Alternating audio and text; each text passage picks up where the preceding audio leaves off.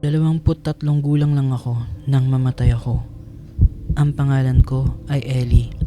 Hindi ko na malaya na patay na pala ako hanggang sa makita ko ang salamin.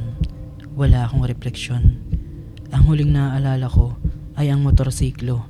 Madulas ang kalsada, isang maling liko, isang malakas na impact. Pagmulat ko ng mata, nasa tabi na ako ng kalsada. Naroon ang katawan ko, durog, dugo-dugo. Hindi na gumagalaw. Gusto kong sumigaw. Gusto kong umiyak. Pero walang lumalabas sa bibig ko. Lumipas sa mga araw na parang panaginip. Nakita ko ang lamay ko. Ang nanay kong halos hindi na makatayo sa kakaiyak. Ang tatay kong tahimik lang. Pero nanginginig ang kamay. Ang mga kaibigan kong paulit-ulit na sinasabing, "Hindi pa dapat siya nawala. Masyado pa siyang bata." Gusto kong yakapin sila. Gusto kong sabihin na nandito lang ako. Pero isa na lang akong anino. Hanggang isang gabi, may narinig akong bumulong. Maaari kang bumalik. Sinundan ko ang boses hanggang sa sementeryo. Sa tabi ng puntod ko, may lalaking hindi ko kilala. Nakakabit pa ang kaluluwa mo sa katawan mo.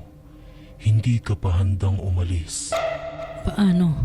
Tanong ko at ngumiti naman siya. Balikan mo.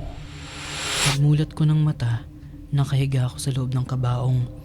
Ramdam ko ang bigat ng katawan ko, pero may mali. Mabagal akong gumalaw, mabigat ang bawat hinga. Na makita ko mga kamay ko, kulay abo. Nabubulok na ako. Umuwing gumagalaw ang bangkay ko.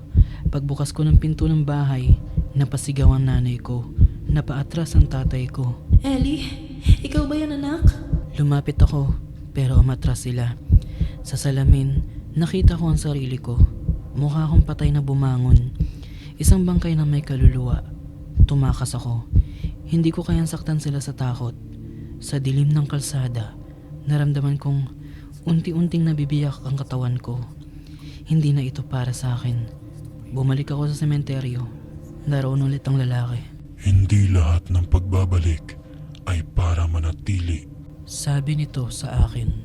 Kung ganun, bakit ako pinabalik? Tanong ko at ngumiti naman siya. Para magpaalam. Huling gabi ko iyon. Nagpakita ako sa panaginip ng bawat mahal ko sa buhay. Sa mga magulang ko at sinabi ko, "Ma, Pa, okay na ako. Maraming salamat sa lahat." Sinabi ko rin sa mga kaibigan ko, huwag niyong sayangin ng oras.